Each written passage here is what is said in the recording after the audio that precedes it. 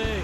They ain't holding no change. Gordon front back country, and we get Benny. Bars and beer, the sun bunch, paper is 19. Four cars side by side in a wild friend ride, with the roar of the engines leaving all doubts behind. As the wheels spin on, chasing dreams we can't hide. That's a car life where legends never die.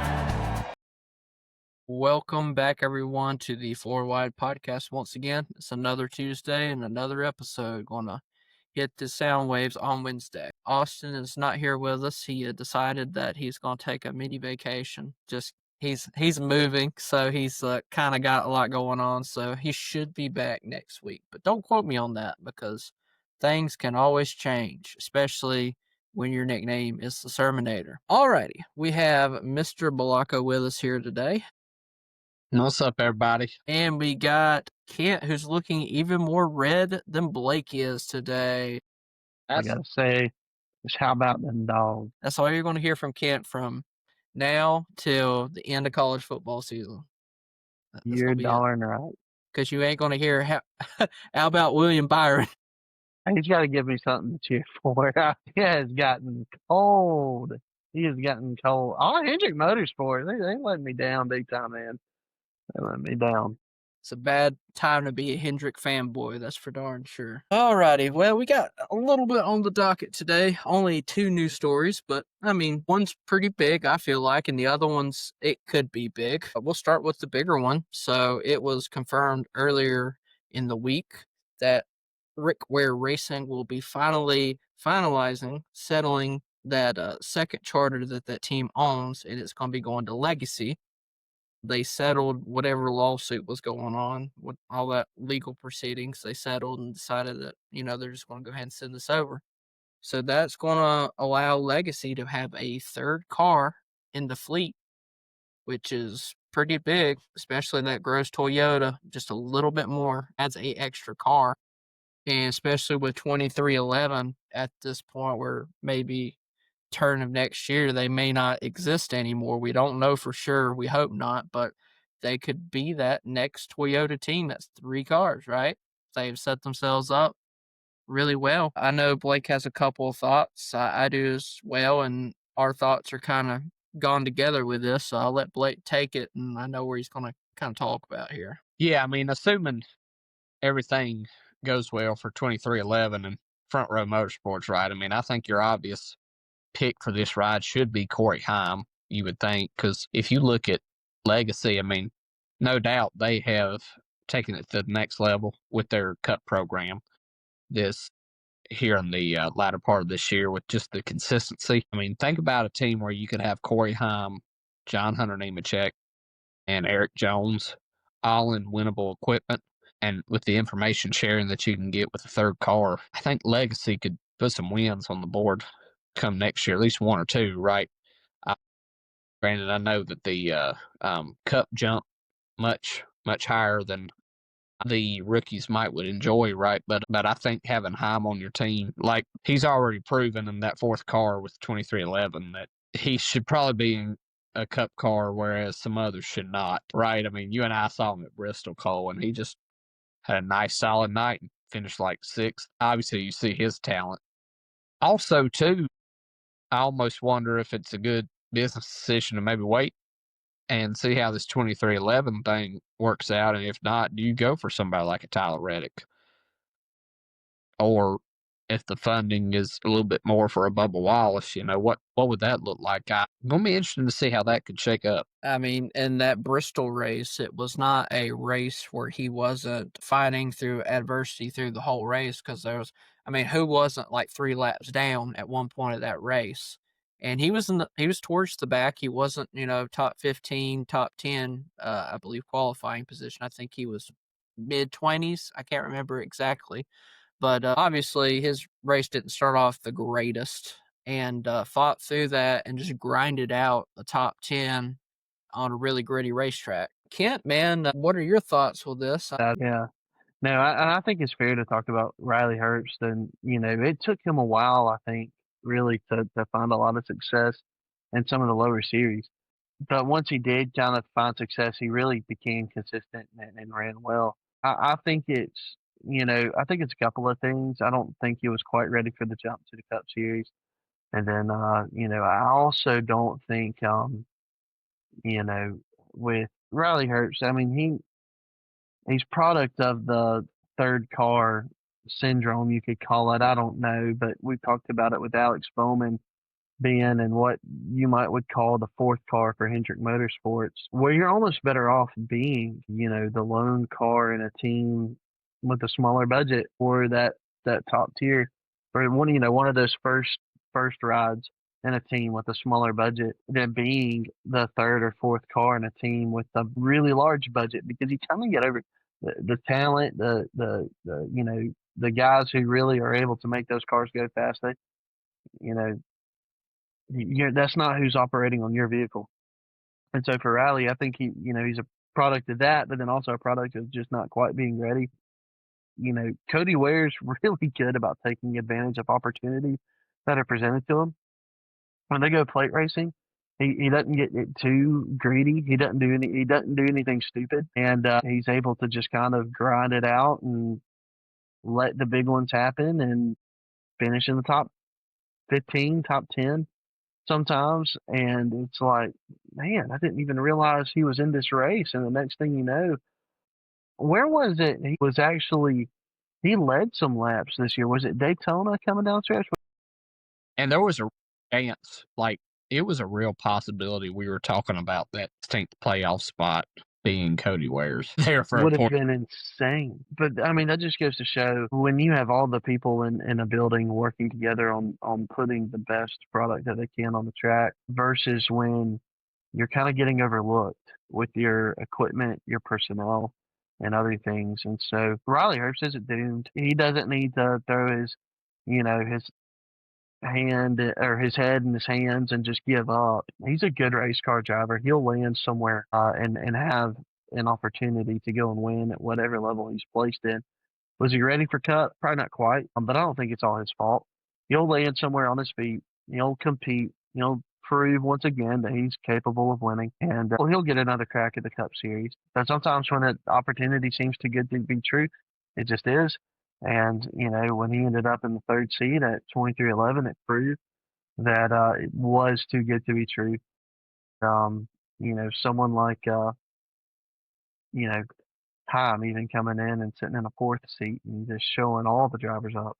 But I'm not. I wouldn't give up on Herbst. Kind of be down there with Cody Ware. Yeah, so Cody Ware's actually behind him, but they're 35th and 36 in team owners points. Let me name some names off that are in front of them. We have Cole Custard in third. You got Justin Haley in 30th, where people are saying that Justin Haley should be replaced in that Spire 7 car. You got the single car team of Hayek Motorsports at 47 is 28th. You got Ty Dillon, 32nd.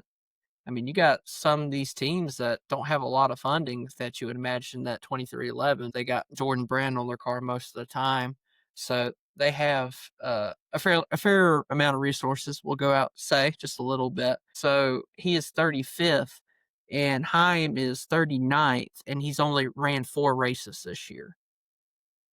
Dang. That's pretty crazy. And you got to imagine, too, Toyota is unique as a manufacturer in the Cup Series.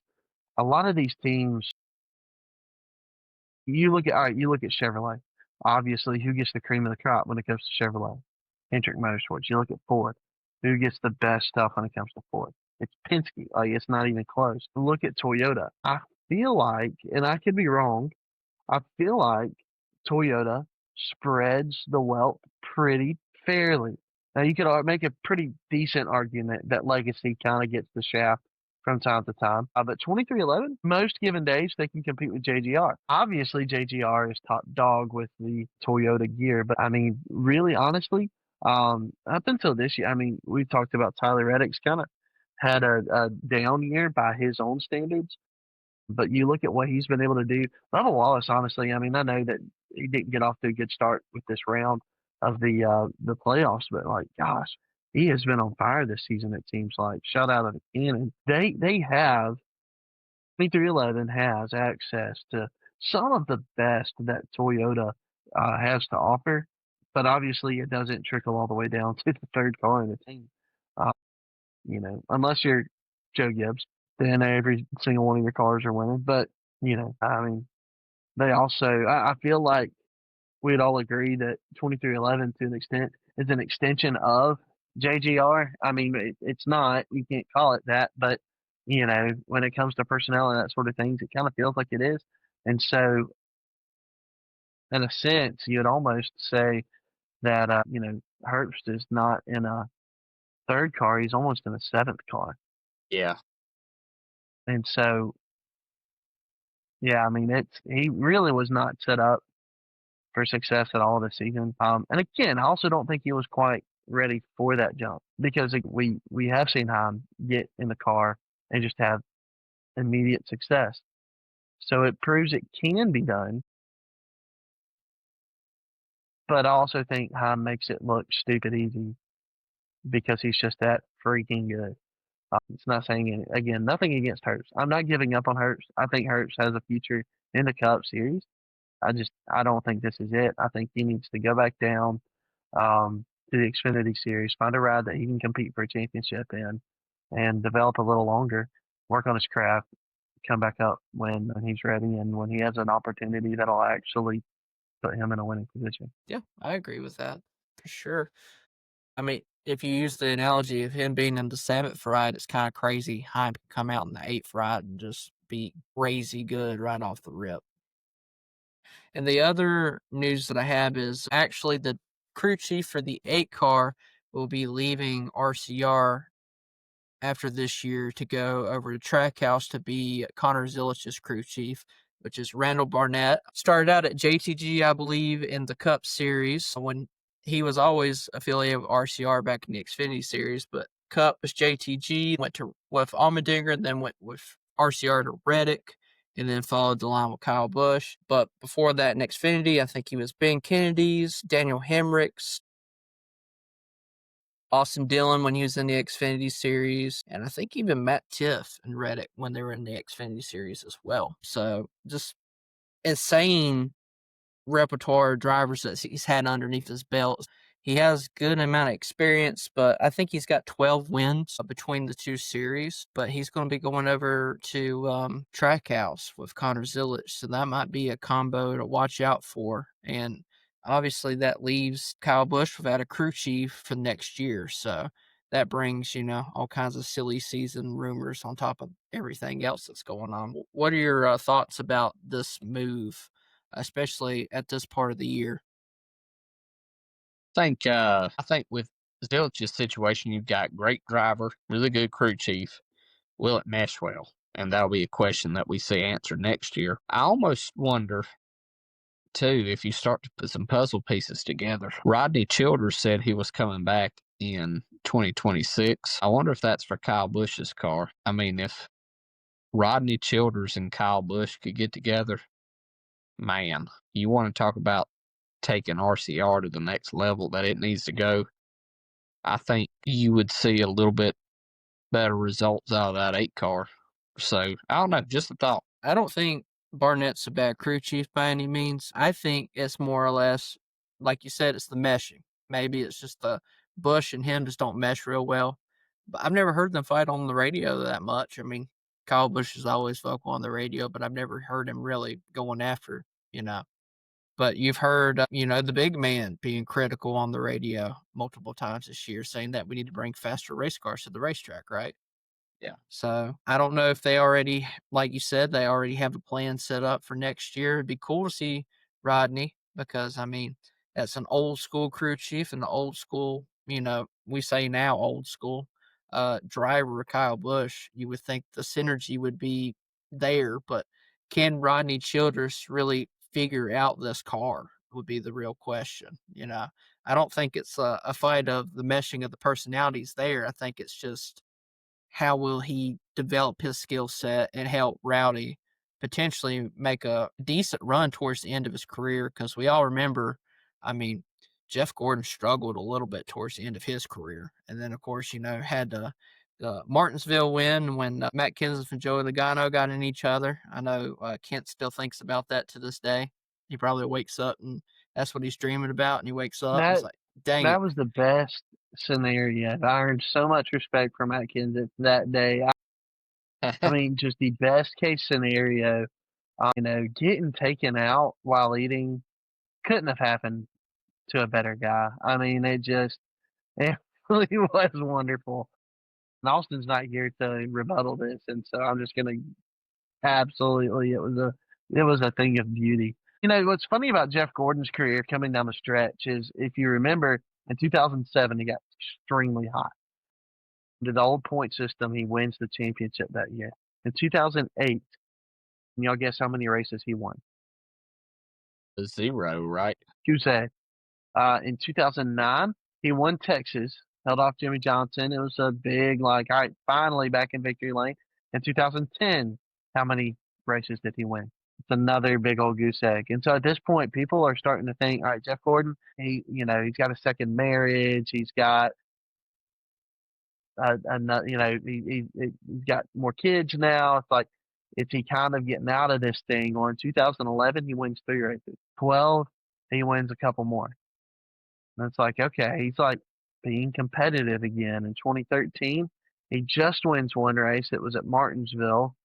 And then in 2014, he goes off, wins 4 races, including Kansas, which is coming up this weekend, but wins Kansas. And again, under the old point system, this would have been his 7th career championship, but instead it was just a playoff run where he kind of I don't know if he made it to the round of 8 or not or what. And then that kind of led up to him announcing, hey, in 2015 we're going to go for this thing one more time, try to win the championship, but then I'm going to retire. And of course he ran extremely well all season, won that race at Martinsville, which was a little bit of a gift. Won that race at Martinsville, ended up finishing like 3rd in points because he finished 6th in that race at Homestead that year. But I remember him taking the lead thinking, what a way to go out. What a way to go out with your career. To take the lead at Homestead, all the fans were cheering. It was an incredible thing. No, he didn't get the result that day he wanted, but he proved up until the clock hit 0 on his career, he had it. He had it. Busch needs that kind of moment. He does. He's been too good for the sport, even as a villain. And I've been there when he's wrecked. We've all been there when he's wrecked, and fans just give that middle finger salute, right? Like he's been hated.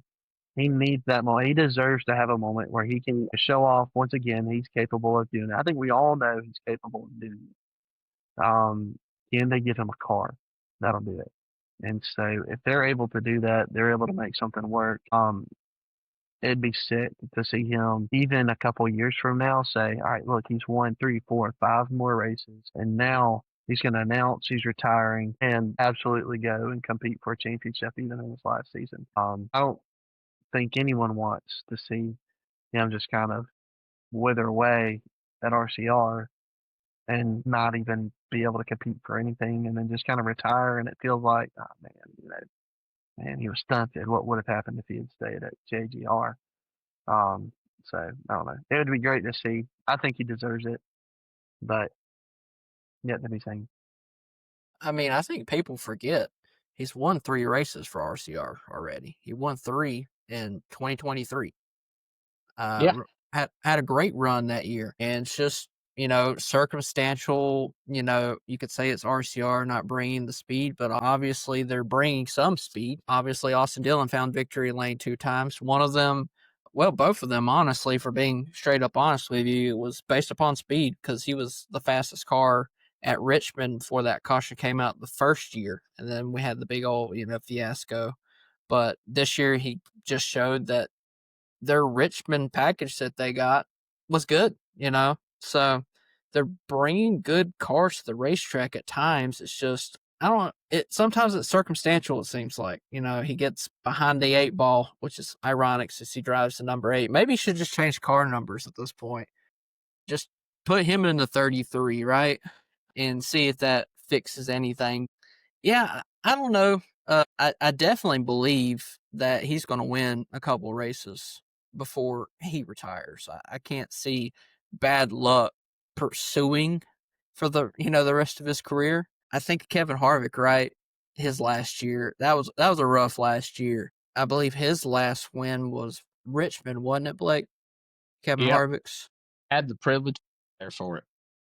Yeah, so I think Kyle's got a lot left in the tank. And we seen earlier in the year, he went into the truck and won Atlanta, right? Absolutely showed everybody how it was done. Now you could argue, well, he wasn't driving against, world-class competition, right? Well, Corey Heim's in that series, and we sit here and glaze Corey Heim. And I don't even think we talked about Heim that episode. We were all talking about Kyle Busch and the amazing moves in the draft that he made. So ultimately, we will see coming up. It's not something where we can predict the future, but I definitely see him getting at least 2 to 3 wins before he retires fully, because I know that he's planning on at least driving till Brexton's full time. I think that was his initial plan. Now, will teams, offer him that ability? Maybe. Or, he might become part-time owner in a Cup Series team if maybe like a junior wants to go up. Can you imagine that? That'd be crazy. Dale Jr. and Kyle Busch co-owning the Cup teams. That's wild to think about, especially with, the animosity that they've had in their career, so to speak, which for some reason our Facebook page has been blowing up with our reel that we posted about Richmond a couple of weeks ago. We've gotten like 250 new followers or 150 new followers off that one reel the last 2 weeks on Facebook. And it's funny to see, people's opinions about Kyle. Most people still don't like him on Facebook, but you ever go on Instagram, it seems like everybody loves him. And you go to the racetrack and, you don't hear the boos anymore. In all honesty, unless it's select racetracks. That's mainly it. I just wanted to mention those 2 new storylines. So I'll go ahead and move on from that, and we'll start talking about the racing this weekend at the iconic Magic Mile, right? New Hampshire. Only 2 races this week. The Truck Series race, which I admittedly, I didn't fall asleep by any means. I was already asleep. I slept through the first stage. I slept really hard that day. I woke up at what was it, like 1:30, 2 o'clock when that race was going on? Yeah, I think it started at 12. So yeah, probably about 12:45, 1. Yeah, probably when you were Yeah. waking up. Yeah, I woke up about 1:15. I was like, shoot, I missed the first stage. And I checked the NASCAR app, and I see Perez Dolaros leading the race. I'm like, what is going on? But of course, I went back and watched the highlights to make sure that I wouldn't sound like an absolute dummy when I'm sitting here talking about the race. But big storyline coming out of this. You have to say that Corey Heim tied the old Biff, right? 9 wins in the truck. Austin called it at the beginning of the season and has the ability easily to win one more race before the end of the year, if not more. He has a good shot to win in the Roval because he's a fantastic road course racer too. Just your thoughts on that. I'll throw it to Kent since I know he loves history. So this is a mark in history, right, Kent? Yeah, absolutely. Hats off to him, but just so cool to see him. Just anytime you can set any kind of record, especially like this. Yeah, and especially in today's day and age, like typically you're not able to dominate a series like this until long after you've moved on to another one. You look at the way that Kyle Busch has even dominated the truck series. You look at his win percentage in races participated in. It's absolutely just ridiculous. I remember watching Kyle Busch drive through the field and lose a wheel coming off a pit road in like 2019 at Atlanta, get to the back, drive through the field again and win the race. And it's just kind of like, I think he did that for fun. I think he told them not to put that wheel on there for fun. And so, to see someone do this who's he doesn't have any other series experience. He's got some Cup and some Xfinity, right? But he's not a regular in any other series. He is on his way up. And to see him just come in and dominate the way that he has, who could have seen that coming? It's been absolutely. I think we all would have said, wait, One of y'all predicted this. Which one of y'all predicted this? It was Austin. Austin said was that he was Austin. going to beat it, though, so he's still got to win more and more race, I believe. Well, but that's going to happen. That's yeah. going to happen. But still, hats off to Austin for seeing it. And I don't think, I mean, I think, you know, I think there's a difference in, you know, it happening, and I don't think any of us are surprised by it happening. But if you would have just said, hey, this guy coming up even 2 years ago, I remember watching him win in Atlanta when he won his first truck race. I would have never guessed, oh, here's a guy who's about to absolutely dominate this series and go into Cup and seem like he's just been ready from the start. So, you know, I think there's a conversation to be had there. Who is more primed to have immediate success in the Cup Series, Heim or Zilich? That would be a conversation I'd love to have. But as far as right now, where Heim is at in his career, he's having fun. He's winning races, kicking rear end, taking names. I have no reason to think he won't do that at the next level, which for him is going to be Cup, I believe. And so, yeah, I'm excited to see what happens. But excited for him to tie that record, and it's cool to see a generational talent. We've got a couple of talents that are coming up to the Cup Series here really soon, and I think, you know, you could take for granted that we've got potentially another Jeff Gordon and Jimmy Johnson coming to the Cup Series at the same time, and they're going to be a whole lot of fun to watch. And you got Christopher Bell, too, who's still really young. I mean, it's not been that long since, I don't know Bell's actual age. I've never really looked it up, but I think he's like he was, eight. you said 28? I think so, yeah. I think he and William Byron are about the same age. Yeah. I remember when I watched Xfinity, I thought he looked like a baby back then. Maybe it was the truck series. He had like the clean shave. Well, he still got the clean shave face, but like it looked like literal baby face. Dang, 30 He's years 30. old. He is 30 years old. I would not have thought. So actually, He's a very William young 30 Byron years old. is younger.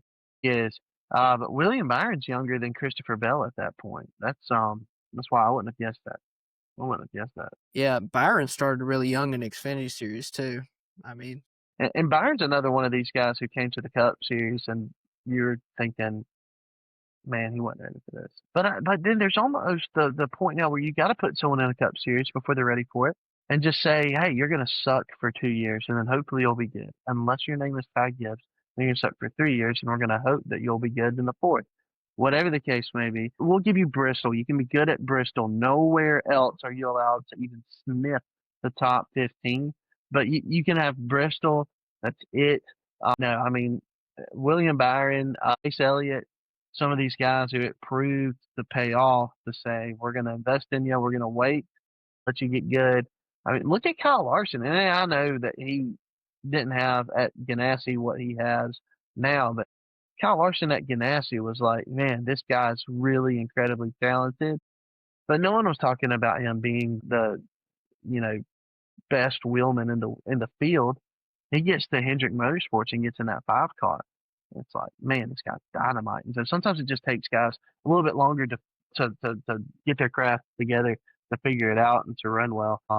So, anyways, Christopher Bell's only going to get better though. And then think about what, you know, whatever Heim does in his first couple of years at Cup. I think for whatever reason that year 3 is the year that drivers really break through. And so whatever he does in his first 2 seasons, if he's making the playoffs, if he's winning races year 3, you watch, it'll crank up a lot, and he's going to immediately be that championship contender. So it'll be fun to watch. go ahead, Blake. Talk about Mr. Heim time. Yeah, I mean, I think, just to piggyback off what Kent said, I mean, we definitely have to appreciate the moment that we're in, right? Because you do have Heim, you do have Zilich coming up, but like, you've got somebody who is tied, somebody like a Greg Biffle in the trucks right now. And, I mean, obviously shouldn't like skim over that. True, you know, if you're a true fan, you love seeing the quality that this guy brings to the track. And I think it's awesome to be able to behold the moment, if you will, because I tell you, Heim, I mean, if he's putting his name on up there with Biffle, I mean, Biffle just got inducted into the Hall of Fame, what, a year or 2 ago? And so he's already with a Hall of Fame driver. So you just got to appreciate the greatness. No ifs, ands, buts about it. Appreciate the greatness we're seeing right now. You look at Heim stats. First of all, 9 wins of 21 races. That is around 42.86% win percentage this year. Wow. He's won almost half the races this year in the Truck Series. That's a statistic in itself. 17 top 10s, 15 top 5s. I mean, 6 poles. I mean, the only thing that you can say really about him this year is he doesn't qualify the best sometimes. He's got 6 poles to his name. His average starts around 4, and his average finishes around 5. This man's led 1,438 laps this year. I also saw where if they were doing it based on like the traditional points, he would be ahead by like 411 points at this point. He's winning the championship. Yeah, Let's be honest here. I mean, if it's the old school system, he's winning the championship. He's already got it locked up. Yeah. And I think it does speak a lot about Scott Zipadelli a lot too, being the crew chief for that team, a veteran crew chief on the box. He's been killing it this year. So having someone on the box like that certainly helps, but just a phenomenal talent. And then you compare it to Zilich. We've talked about how much we've glazed Zilich a lot on this podcast because we do think he's also a fantastic, great driver. He's won 9, technically, of 26 races. So less of a win percentage. Obviously, they run more races in the Xfinity Series, but he's got 18 top 10s, 16 top 5s, 7 poles. He's got 3 DNFs. You know how many of that Corey Heim has this year? Not 1. 0 DNFs. Had that issue at Homestead where the truck was literally cutting off. Could have won that race and still finished that race. Zilich has only led 848 laps, which you say only, like really, that's a good year for a lot of teams, but you compare it to Heim in the Truck Series, it's just a whole different masterclass of domination there. Of course, there's a little bit of an age difference there. I think by 4 years, I think Heim was born in 2002, and I think Zilich was born in 2006. Still young. And born in 07, man. That is wild. It's crazy. Like I remember 2006. I remember buying, toy race cars in Walmart in 2006, and I remember thinking that the new Chevrolet bumper looked cooler than the 2005 Chevrolet bumper, and I remember thinking, man, in 2007 when this car tomorrow comes out, it's gonna be the coolest thing ever.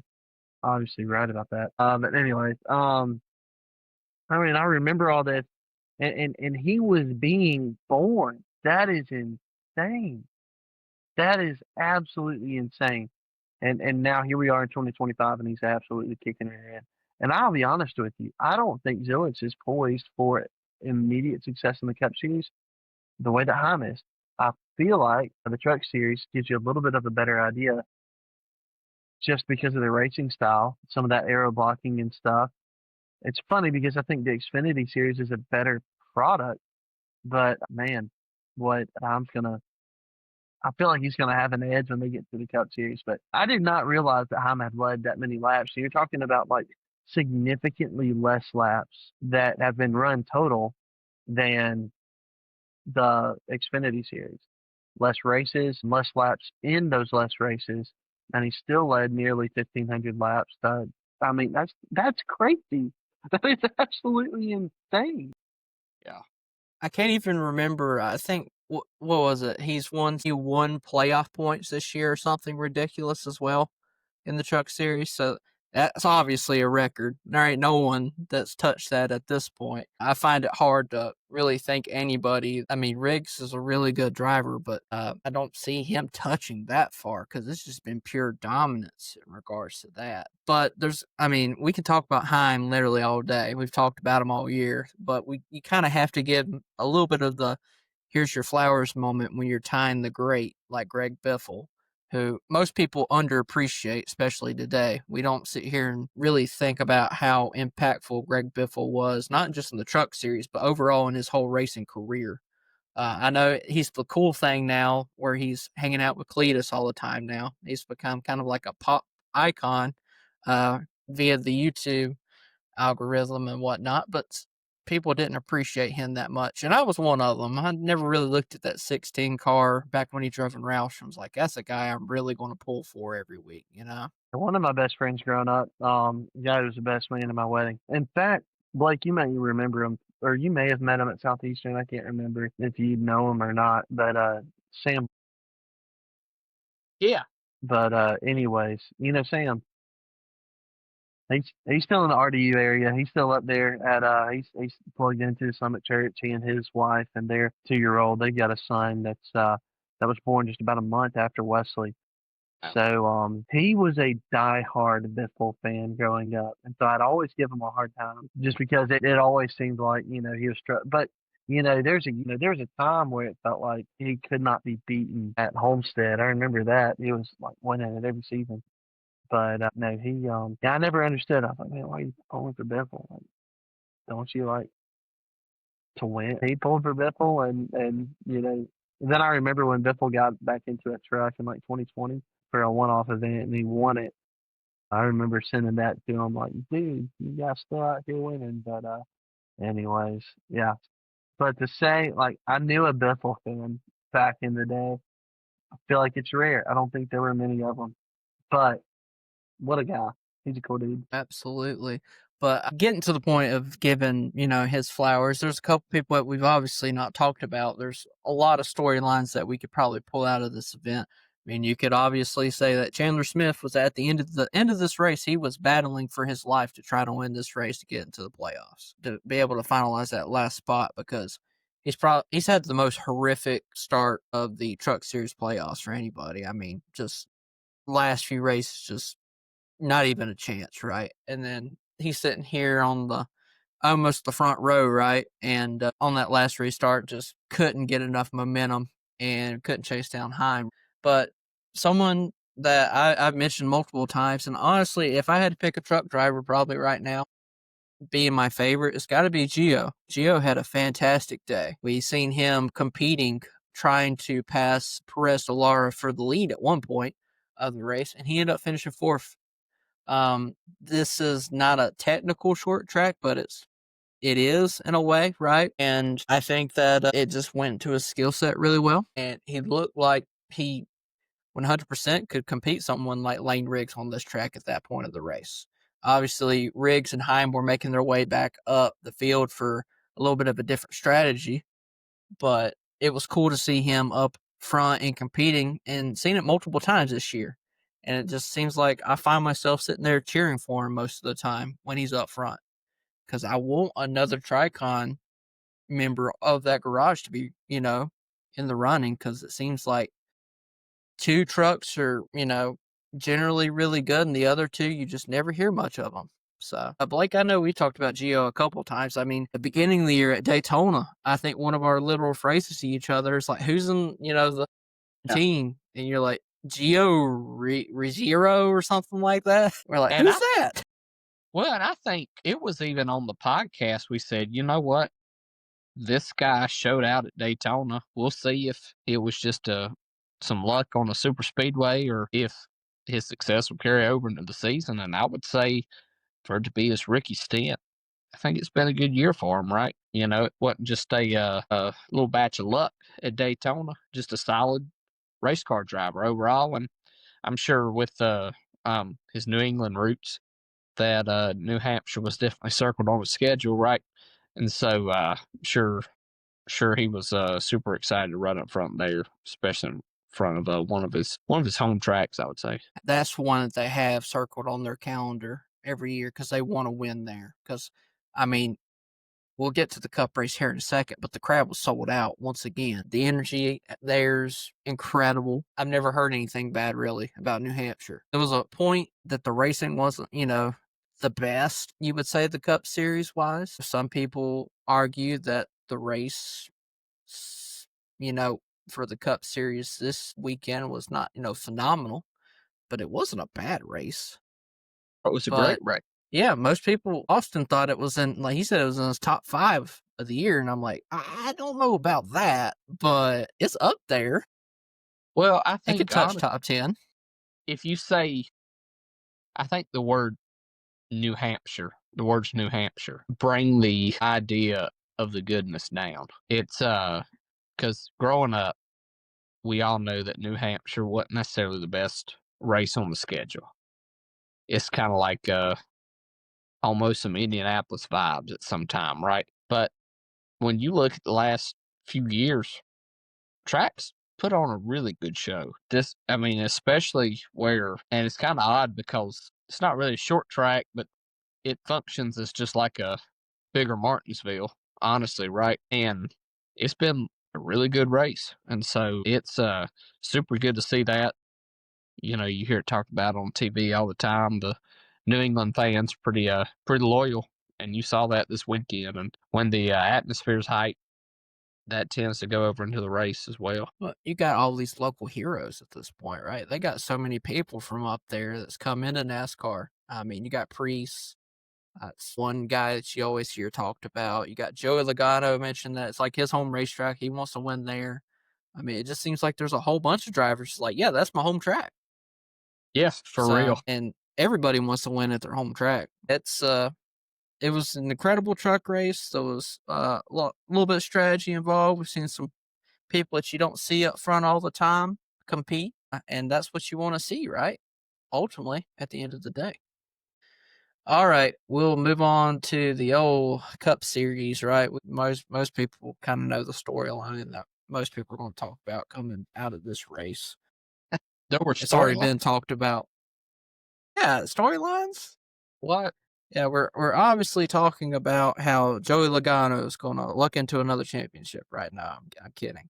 But the big storyline here is going to be, Mr. Tyrone Gibbs, right? And Denny Hamlin getting into it. That's going to be, it doesn't even matter that Ryan Blaney won this race and went to the next round for most people. That's not Ryan Blaney fans. Thankfully, they can retire the toasters for a couple weeks and they can bring it back out for whenever it's the next round if they need to. But guys, just take it away. Whoever wants to go first, and then whoever wants to do after that, it's fine with me.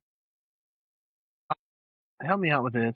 Ty Gibbs, obviously, he was running in the lane that Denny needed. I had a couple of teammates right behind him that are both competing for the championship. So tell me this, because I missed it live, but I saw the clips about it.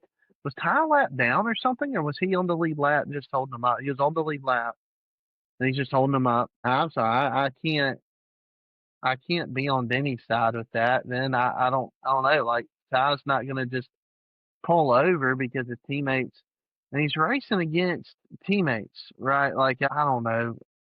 I think it all goes back to the whole aero thing. If aero blocking's not a thing, you don't have to worry about it. If you give these cars a little bit more horsepower, then Denny's able to put himself in a little bit of a better position to be able to possibly make that pass by doing something perhaps a little risky. But if you've got the better car, you got the better car, and I think it would work.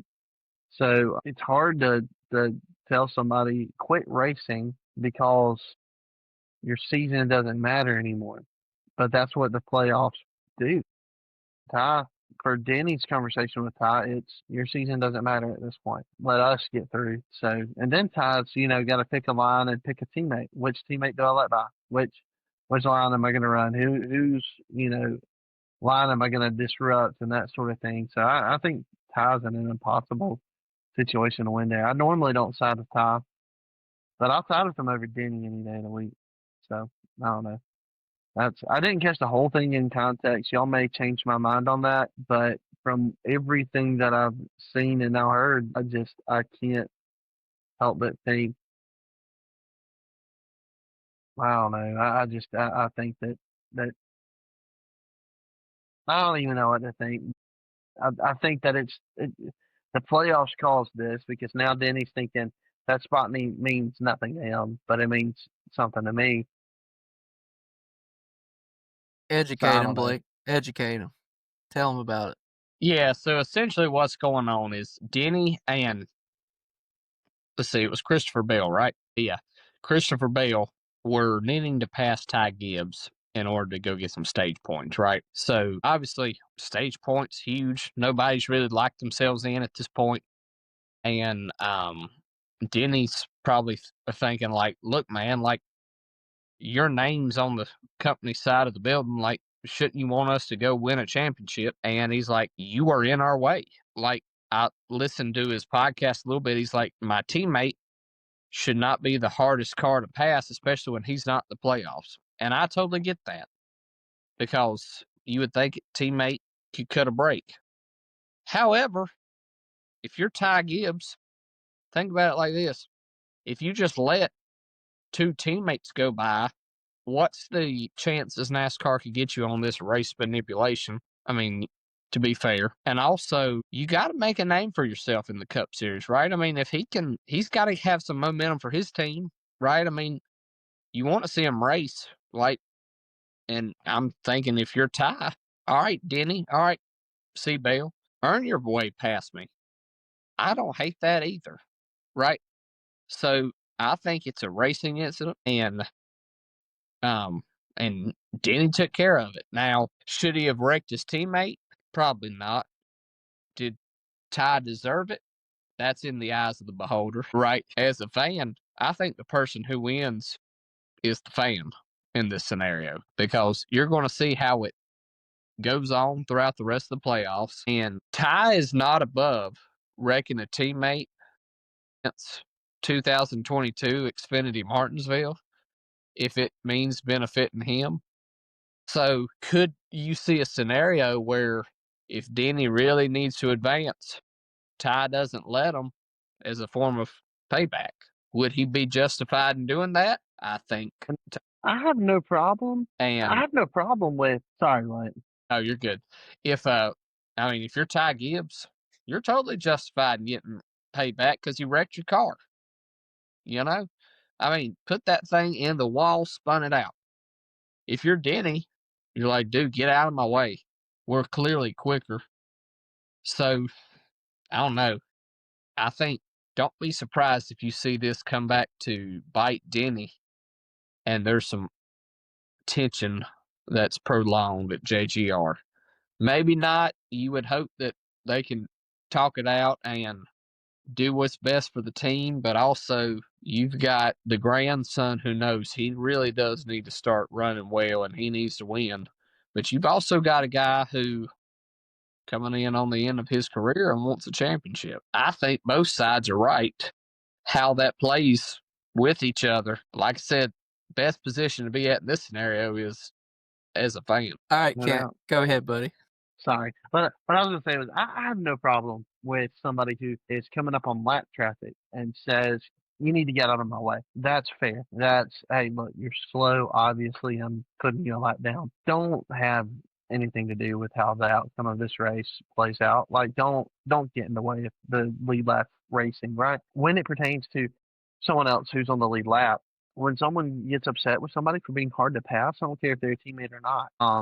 I think that's pretty lousy. So, Denny Hamlin saying, man, it was hard to pass. Well, duh. He's racing you. Of course he's going to be hard to pass. I mean, sure, y'all are teammates, but of course he's going to be difficult to get around because he's trying to get that position.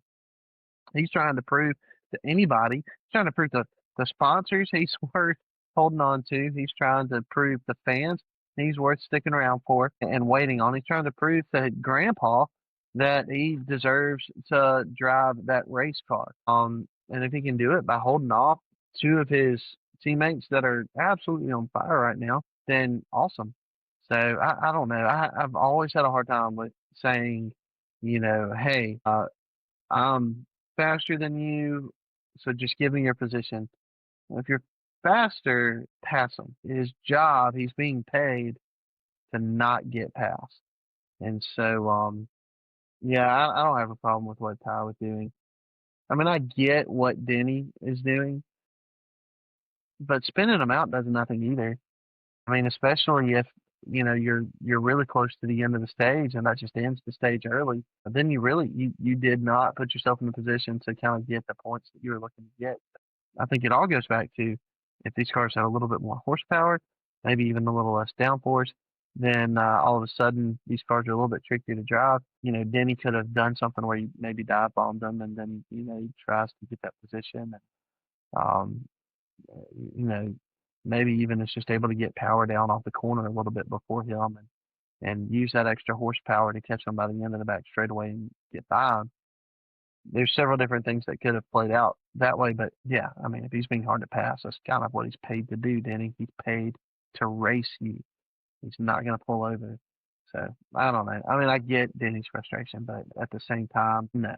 It's hard to respect that.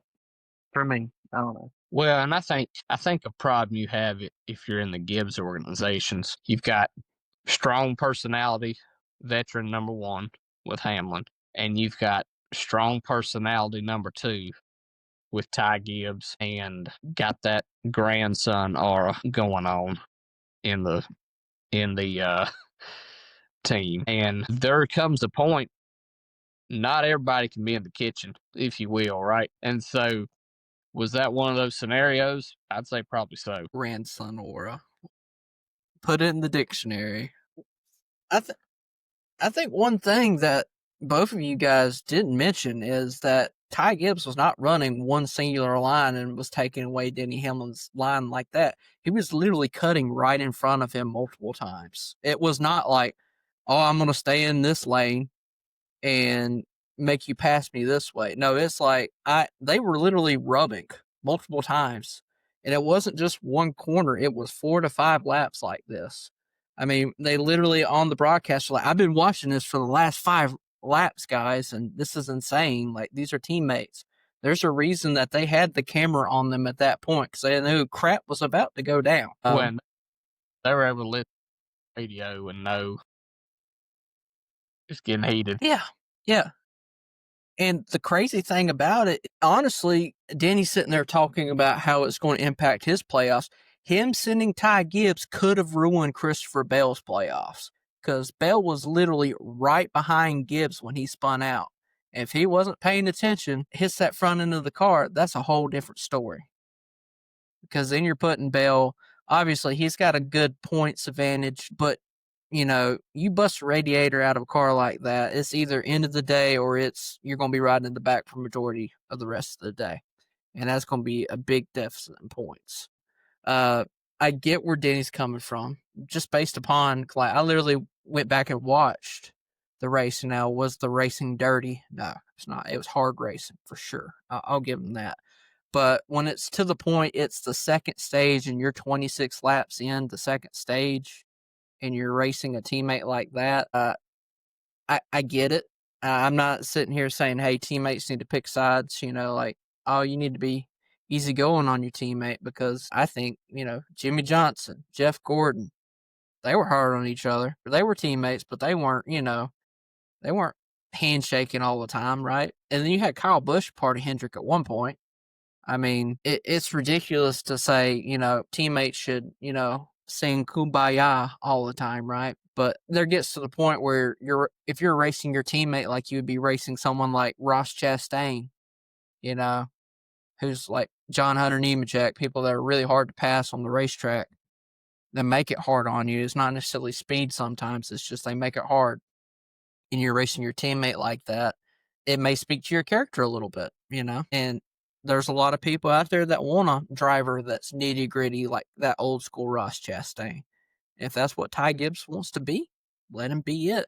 That'd be, like Blake said, it's a win for the fans. But just as a racing appreciator, just watching this from a neutral perspective, because I could care less about either of them. I don't love either of them. I don't hate either of them. It's just like, it's Denny Hamlin, it's Ty Gibbs, right? There's 2 JGR Toyotas that I really don't care a lot about. And I want to see them both do good in the sport, because I think, if Hamlin's winning, that's good for the sport, especially mid-lawsuit, right? And then Ty Gibbs getting that first win, that'd be fantastic for the sport too. But we're at this impasse. It's kind of wild to me, because we say this and we're not even talking about the guy that literally won the race at this point of the podcast. I mentioned it, but it's only because it was like, just wanted to mention it before we get into this. But there's a guy that won this race who looked phenomenal. majority of the race. Some people would put, the term dominated the race. I wouldn't say that. I would say he was really fast. It's very clear he had a long run car. I would say Penske / Wood Brothers dominated this race for sure. Yeah. But I wouldn't just put it on one individual race team. So we'll go ahead and get into that. I think we talked about Mr. Tyrone Gibbs. I don't know why I call him Tyrone now. I know the Tyrone Dillon's what they called Ty Dillon during the in-season challenge thing, right? But yeah, I mean, Penske's getting hot at the right time, and honestly, Ryan Blaney's getting hot at the right time. As a person that picked Ryan Blaney to win the championship this year in our Pick'em series, I'm feeling pretty good. He got all those DNFs out of the way early in the season. He had 9 DNFs this year. Yeah. Which is wild. But yet was still in the top 10 in points without winning a race till he finally won one race. And now he's just, I think his average position for this later half of the year is like 5th to 6th is where he's showing on the grid of average finish. So we talked about it if Penske can make it into this portion of the playoffs, it's going to be theirs to lose, right? Is what people are saying. But then we have a race like Gateway. We come in, we're like, oh, Penske, they're going to dominate this race. And then JGR just comes out and shows everyone that, like, no, you guys didn't even know what you were talking about. So you can't write anything off. When it comes to Penske, it just seems like playoffs is when they come alive. Ironically, playoff starts with P, and so does Penske, right?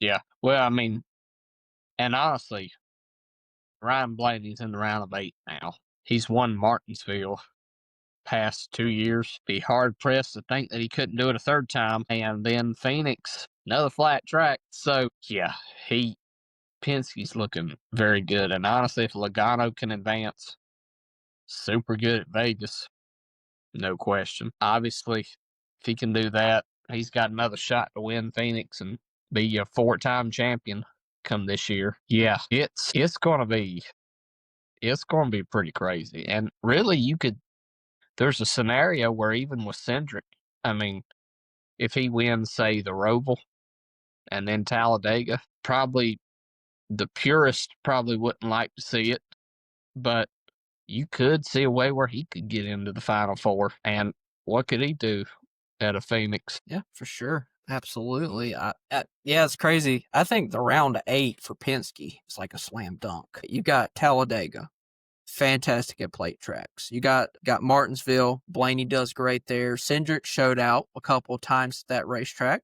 And then you also, Joe Logano, man, I feel like he can just stick around at whatever racetrack it is. You could throw him on a backwards lawnmower track, and I'm sure he'd end up in the top 3 by the end of the day. It just seems like he just grinds out races. And then you got Las Vegas, which he's fantastic at. That round of 8 for them is like phenomenal. It's like if they make it to the round of 8, it's going to be tough. You're going to have to beat them on their home turf, so to speak. And that's not saying that, it's like regional based. That's just like those are the tracks where they showcase that they're really good. So you're going to have to fight them really hard. But JGR has also been really good. They kind of swept the last series, so you can't put them under the rug by any means. But then we're sitting here, we haven't even mentioned Hendrick. You got Kyle Larson still in the running. Still got Chase Elliott in the running somehow. I thought he was going to be in rough shape coming out of this race, but they took those 2 tires they stayed out, right? They stayed out with the leader, Josh Berry, and then they were able to keep that track position. And then you got William Byron, who's just, he sticks around in the top 10, but you don't see a lot of highlights. It's weird to not even mention Hendrick at this point in the playoffs. Like we've not verbally went out and had to mention them because they've just not performed to what we usually would think of them early in the playoffs. Well, and Chase, they haven't had a year that you're used to. Chase has kind of flown under the radar, just been super, super consistent. But, man, they are going to have to turn it up because Gibbs is, and so is Penske. And if they keep running the way they are, you're going to see a few Hendrick drivers go into must-win scenarios come the round of 8 if they make it that far. And we're talking about even if they do make it that far, right? And so it's going to be tough. I'd say Hendrick is pretty good at Kansas and pretty good at the Roval.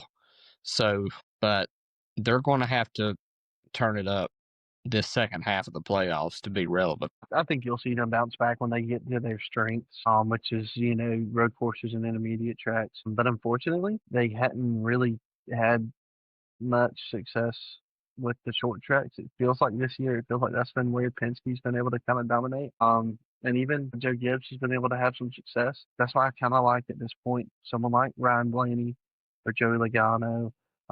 Which it still, I feel like this isn't me just being a hater. It just still feels like Joey's just still a little bit too unpredictable to kind of like him for the championship. But someone like Chase Briscoe, the way he's running right now, maybe even Ryan Blaney, to win the championship this year would be would be a pretty safe pick.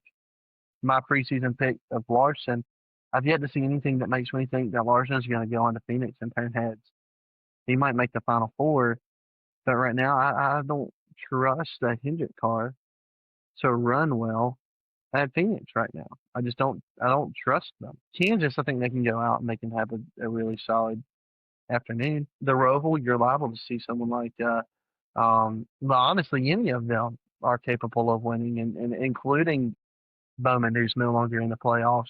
Bowman can go out there and rattle off a win, and then you're starting to think, man, what if he had made it to the next round? But regardless, I don't. This is where it doesn't even matter almost if you're good at intermediates right now, or if you're good at road courses, because you got to be good at Phoenix. That's the only way. If you're going to be a champion, you got to be good at Phoenix. So, yeah, you got to get there. But I just don't trust a Hendrick car at a track that's doesn't have a ton of baking and is less than, a mile and a half. Yeah, I definitely understand and agree with a lot of those points. So, obviously, Christopher Bell won the spring race, right? So, him and Denny Hamlin won 2, and then you had Larson, I think, in 3rd. You had Barry in 4th, Busher in 5th for the top 5. I think that sounds about right. But all of the Hendrick cars were on the top 10, I think. I think Byron, Bowman, and Elliott were all in the top 10 with Larson.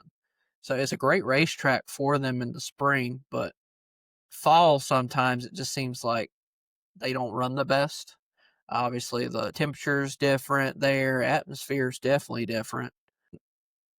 I'll go out and say it. I know you guys are talking about their mile and a half program. It's really good in this intermediate, but I swear, guys, it's going to be hard to beat JGR on a mile and a half. It really feels like it. I think they're the ones to beat on the mile and a half, especially when you got Briscoe. Seems like Briscoe's just tuned up and running on those mile and a halves. And if he's not, Bell is. And if not him, Hamlin is. It just seems like they're really consistent with that. Well, I mean, they swept the first stage of the playoffs. I mean, you look at, and to be quite honest with you, Bale was, if they had another caution at the last part of that race, Bale had the tires. He probably was going to win, or at least give them a run for their money, right? But I think, yeah, no, I agree. I mean, if you want to be anybody in the field right now, it's probably JGR or Penske. Talk about a gutsy call. I know this transitions a little bit from our thing here, but Josh Berry's staying out on that last caution. Gutsy. And it almost worked for him. Almost worked for him. He's going to win. It obviously worked for him in regards to great track positioning at the end, but that car was on a wick on that race. They were fast. They got spun out by SVG early in the race, drove up from the field. I mean, that was a phenomenal performance from. This is what you would expect from Josh Berry in the playoffs if, it wasn't taken out of his hands, so to speak, right? That last round, it felt like he just didn't have the chance to perform. Darlington, lap 1, literally, in the wall. Blows up, / catches on fire at Bristol. And then it was involved in some kind of other accident in that race in the middle, right? if I remember right. It wasn't at the start of the race.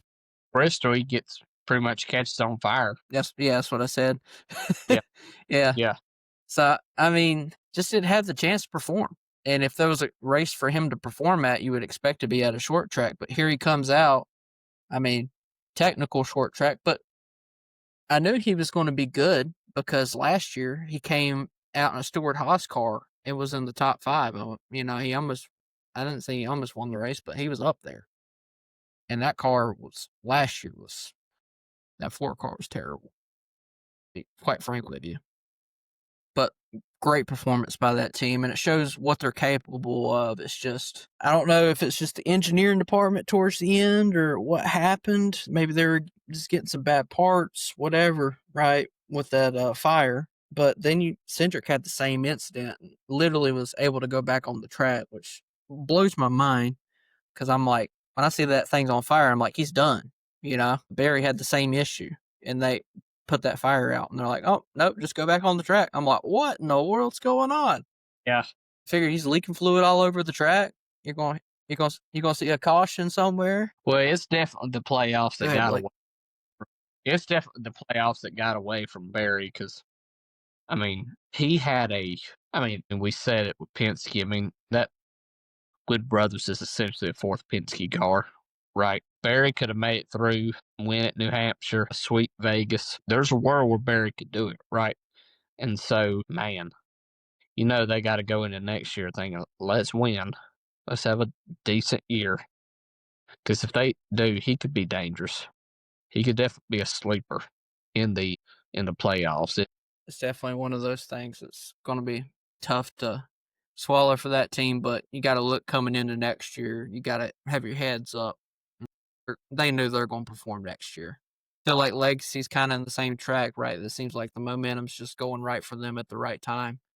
Ryan Blaney looked phenomenal. I mean, can't really say much more than they just came up with the best long run setup, and it just kind of went to their wheelhouse. Yeah, I mean, I think we hit it. I mean, Penske had a great day. It was a great day for Ford. Super good fan turnout.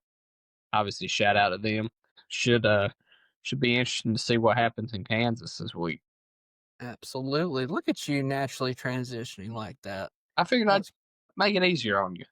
That's good work. I like it. Oh my goodness, man. Well, Kansas, don't have the trucks. They'll be off this week. They'll be returning at the iconic Roval that everybody loves. It's everybody's favorite race at Charlotte. They always have it circled on their calendar. I love the Roval.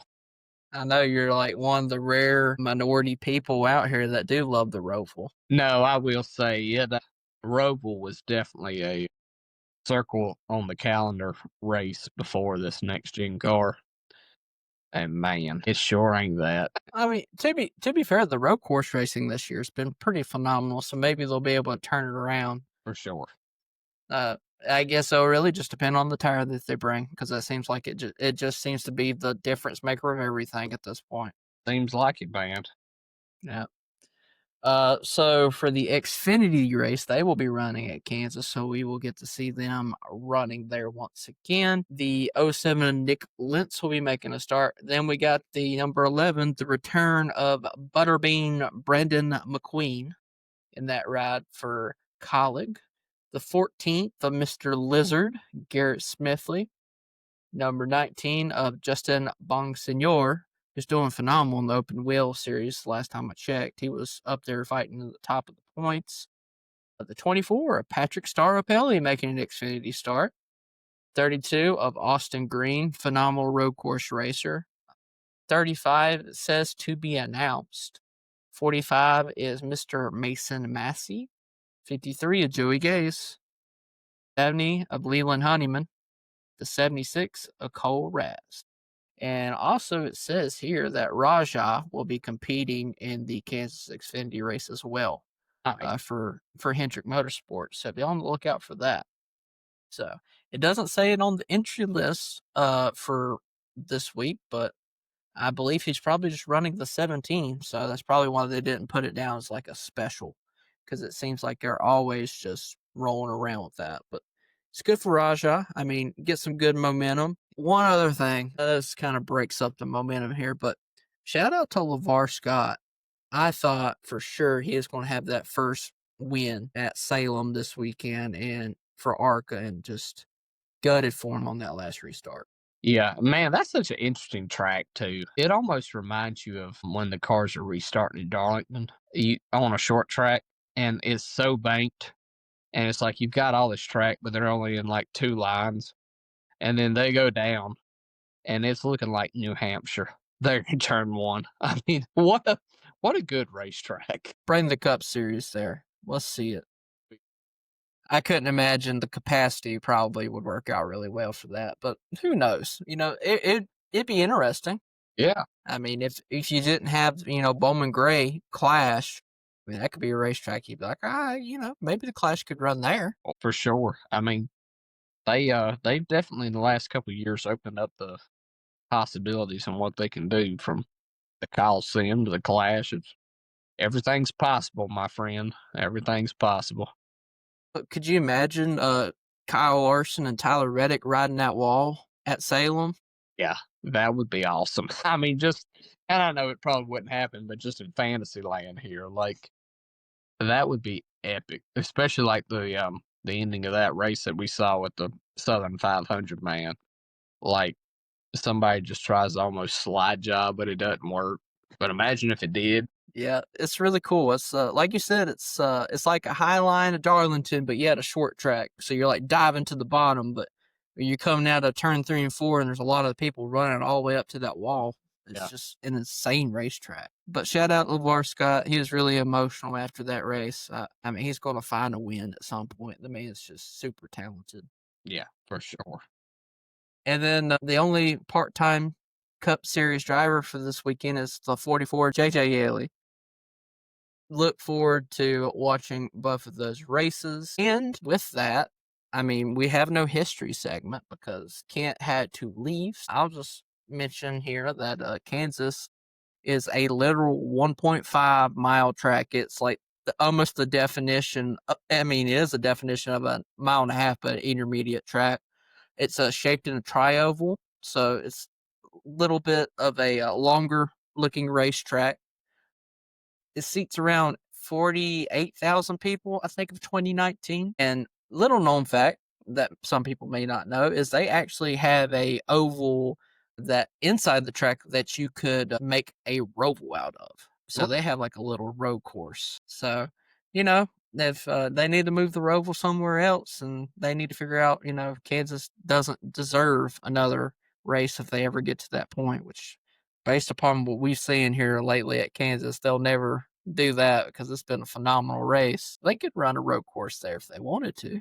Road course, and like legit. I've always wondered. I've never seen it, but New Hampshire has a road course layout. You know that, right? That, honestly, that looks like that could be a pretty cool layout if they ever just wanted to just try it one year.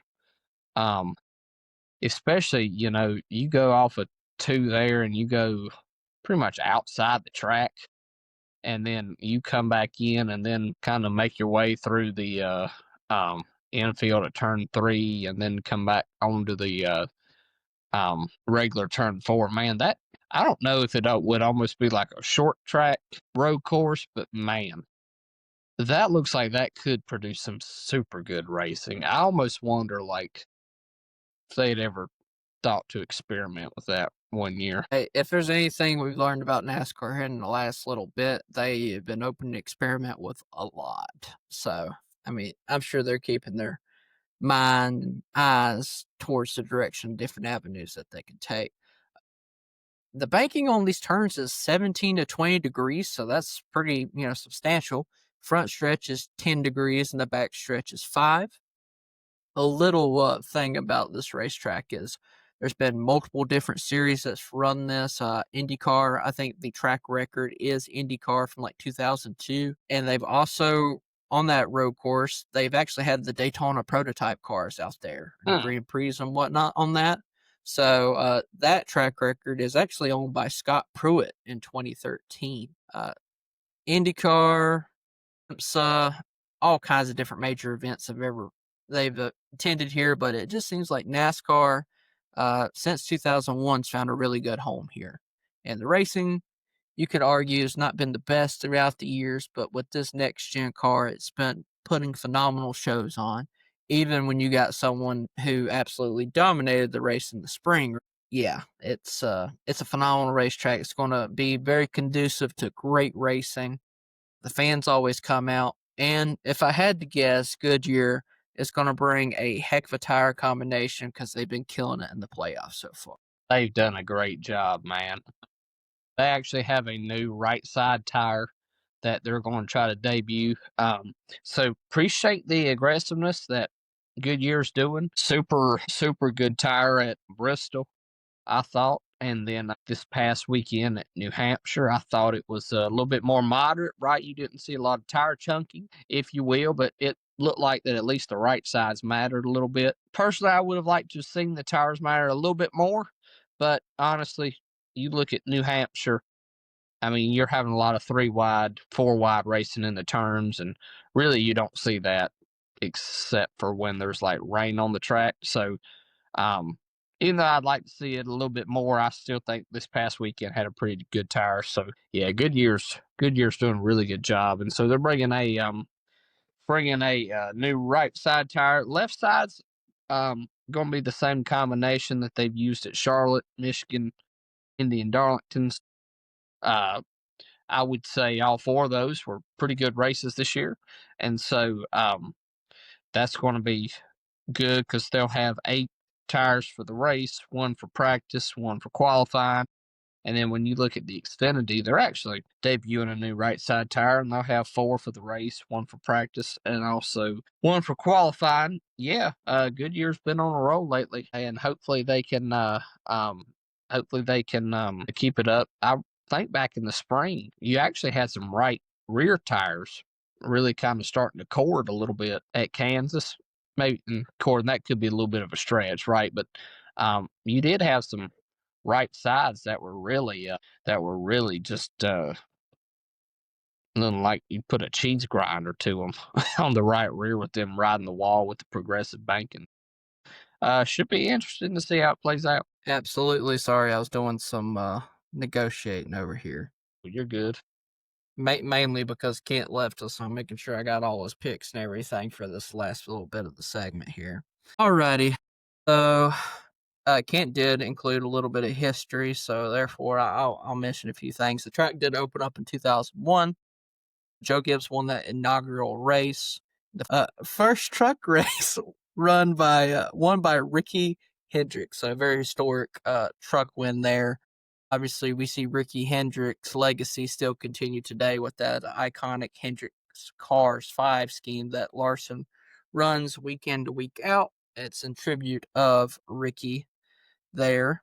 You know, growth in the late 90s was phenomenal, so therefore this track just kind of blossomed and it grew really well. It debuted in 1995.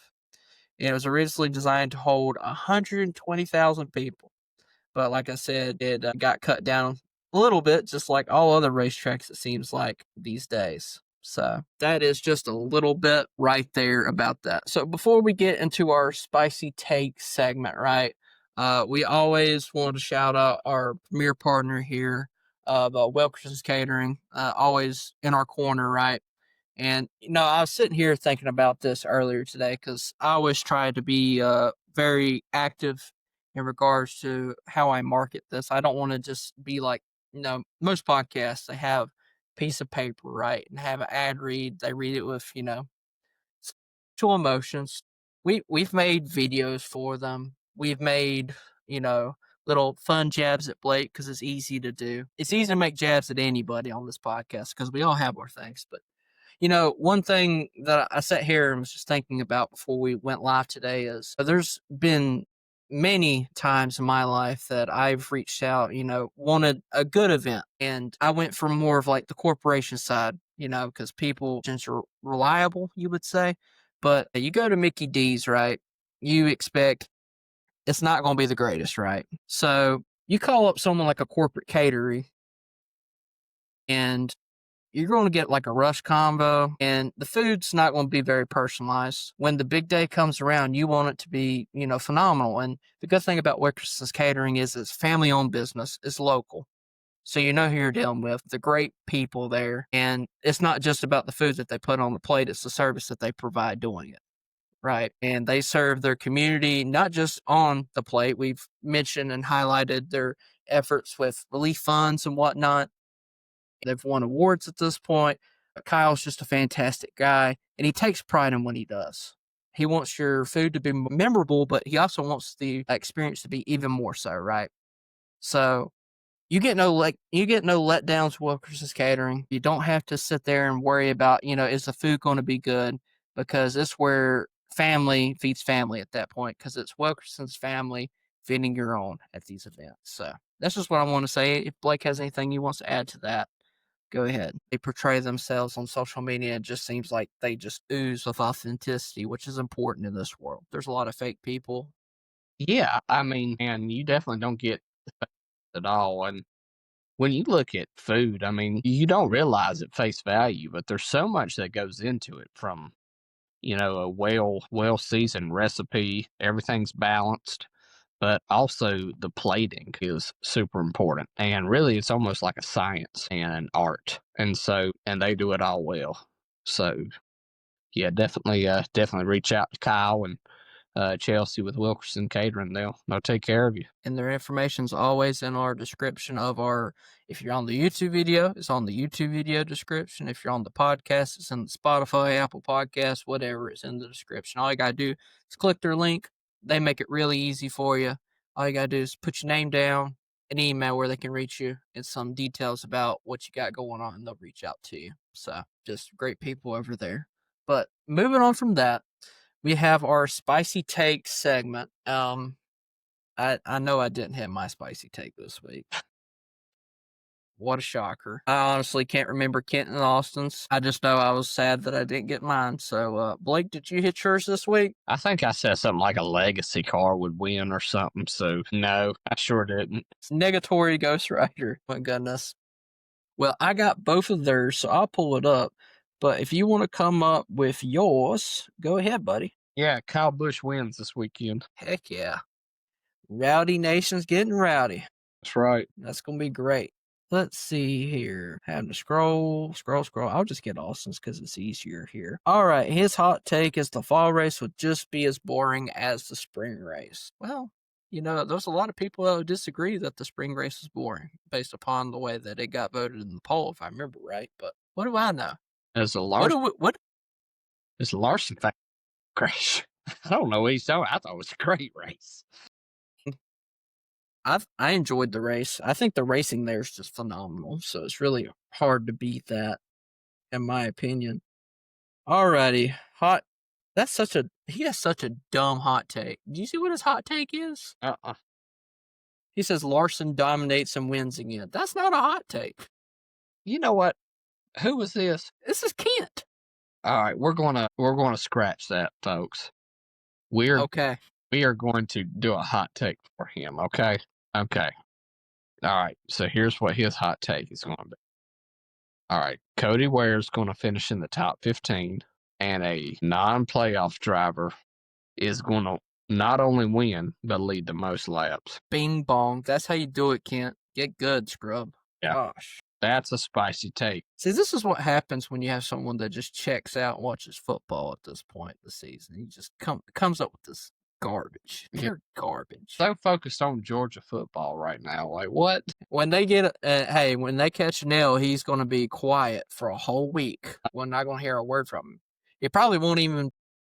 Or the referees will be the ones that made him lose. Just watch. He'll be so mad he'll forget to pick for the Pick'em series on the weekend, just like he did last year. See, we need that to happen to Austin so we can catch up. I know Austin's laughing hearing that if he's listening to the podcast at this point. That's what be a good. That's what we'll gauge if he listens to the podcast, if he brings it up in the text conversation. Spicy take for me here. Let's see here. I'm trying to think, man. I know most of the time we go with Cup, so I used to try to do something a little bit off the wall, Xfinity or whatever. I haven't. All right, let's hear it. Butterbean sweeps the weekend. He wins Xfinity and he wins ARCA. That would work. We'll go with it. Yeah.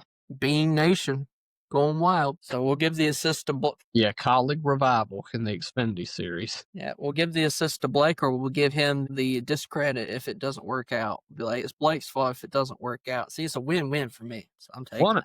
One of ours has to be right sometime or another.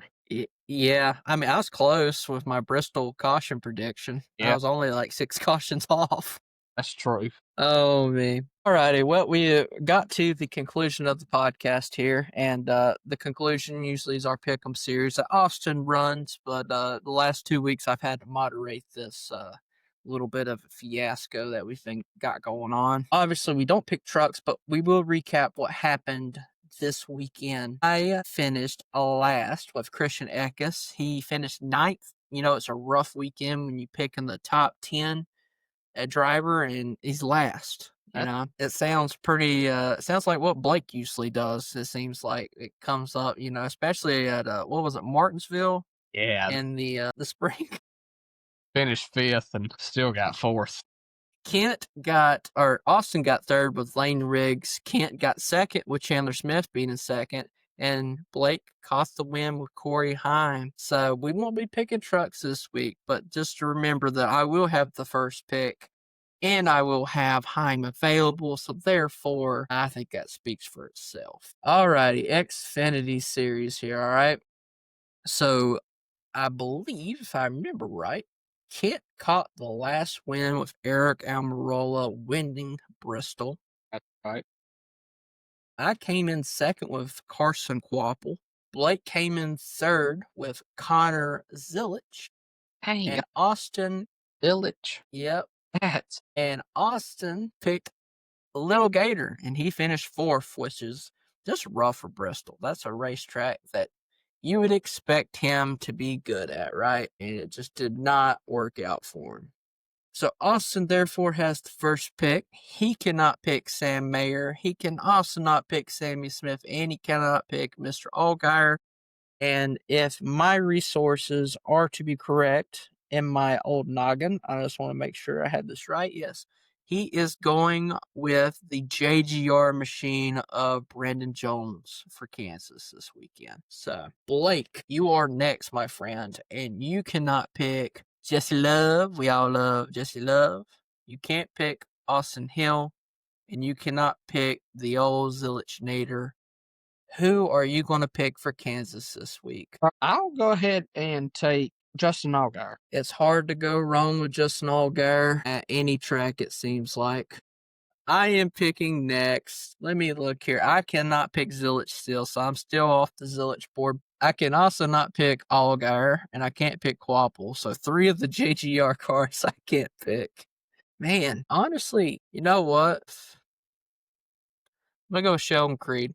Okay. This weekend. He's got to win a race at some point, so why not just pick him, you know, while he wins the race? For sure. And I'll also save, you know, some other good drivers upcoming for Las Vegas and Talladega and Martinsville. All righty. And then Kent is next after that. And Kent, by process of elimination, he could not pick Allgaier, he could not pick Zilich, and he couldn't pick Almirola.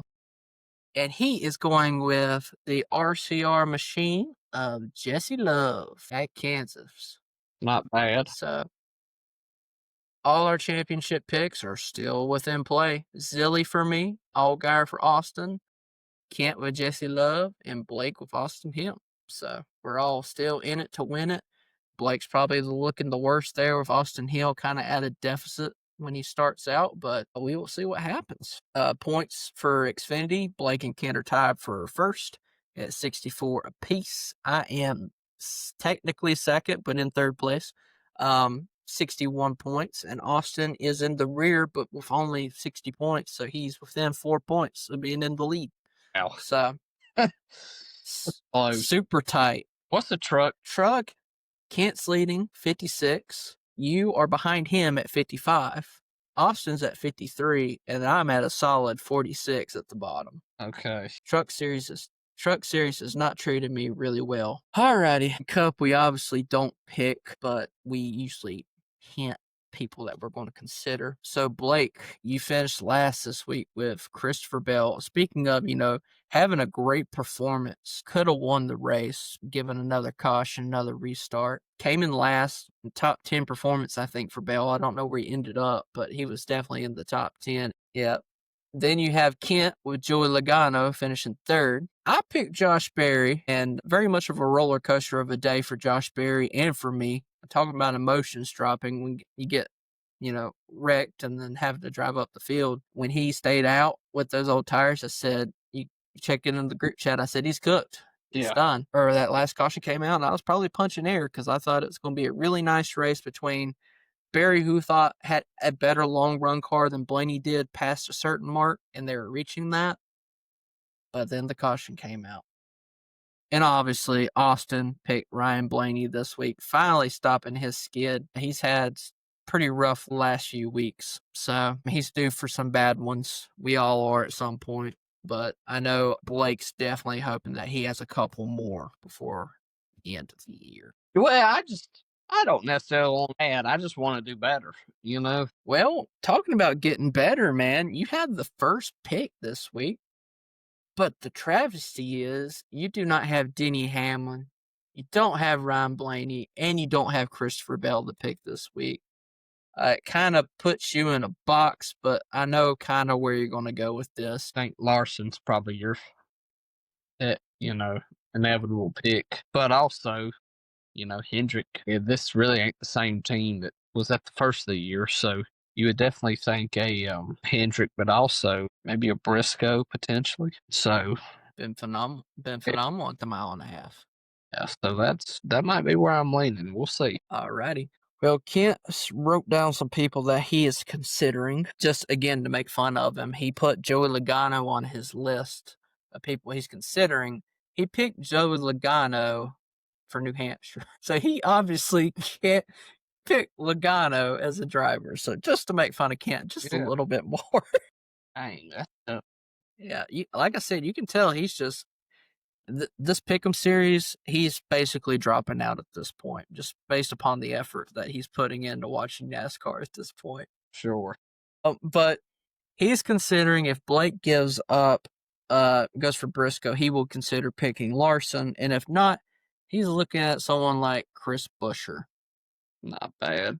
I have the next pick, and I cannot consider Blaney, Hamlin, or Barry. I'm not sweating it too bad here. I'm honestly feeling pretty good coming into Roval weekend because I have, looking this week, man, I might lean, Hendrick finally again this year. I've not really picked him that much this year. I think I picked him 3 times. I mean, Willie B's got to perform at some point, so I'll just put that as the name right now. Okay. But I'm leaning another driver, but I'm not going to mention who it is at this current moment because I just don't know how qualifying is going to work out. And then Austin obviously won the week, so he picks last. It's always dangerous when Austin picks last because he seems to get a really good value for his picks at last. There was at one point he was going on a winning streak from picking last, so Real. it's dangerous. He's probably looking at Denny Hamlin this week. That's who he put at P1 for his list. And it's hard to argue against Denny Hamlin in the fall. He's been phenomenal there. JGR's great there. If Hamlin was not taken, he would also consider maybe a Bell.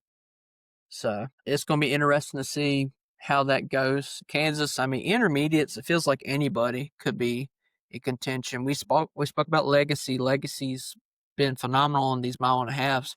It could be someone like that could win this race. So it'll be fun to watch, especially practice and qualifying to really make our final decisions. Austin is at 90 points at this point of the season. If you remember last year, I think we ended in the 70s, the 60s. No, because we didn't do stage points, so that's what's boosted up these points a lot. I think in the 80s. Yeah. So Austin's in 90 right now, coming into just the round of 8. So we're gonna blow last year points out of the water. but we are considering stage wins. Blake's at 82, so he's only 8 points out. So that's 2 good weeks for you and, 2 subpar weeks for Austin. I'm at 80, and Kent's at 77. All 4 of our picks are still in contention for the championship, but I will have to say, like we've said multiple times, it just seems like Tyler Reddick's just on that line, and he didn't do himself much favors at New Hampshire. Neither did Bubba Wallace. Probably looking at the championship favorites, Austin and me is probably looking the best with Ryan Blaney for me and Christopher Bell for Austin. Yeah. You can never count out Kyle Larson either. Kyle Larson's a phenomenal talent. So that is the Pick'em series for this week, and we will be at the Roval the next week after that. See some road course racing. The trucks will be competing for that. Correct me or wrong, Blake, is Xfinity also running weekend at the Roval? Yeah, it's a triple header weekend. Yep, so that's going to be interesting. It's the first time that's happened in a little bit. Obviously they ran Xfinity Cup last year, and I believe trucks were somewhere else. But it's going to be fun to watch. Triple header weekends are always easy on the mind, too, because you don't have to really be like, oh, what time's the race going to start? Because they're all in the same area codes. Most of the time, the races are going to be pretty close together. Yeah, I am excited. We'll have Bart on for the Roval as well. Everybody's favorite commenter on our social media, which is at 4WidePod. Anything else you want to say before we head off the old broadcasting waves? No, everybody have a good week and enjoy Kansas, and we'll be back at it next Tuesday. Yep, and when we're talking about Kansas, we're talking about the racetrack and not the band, just so you guys know. Adios.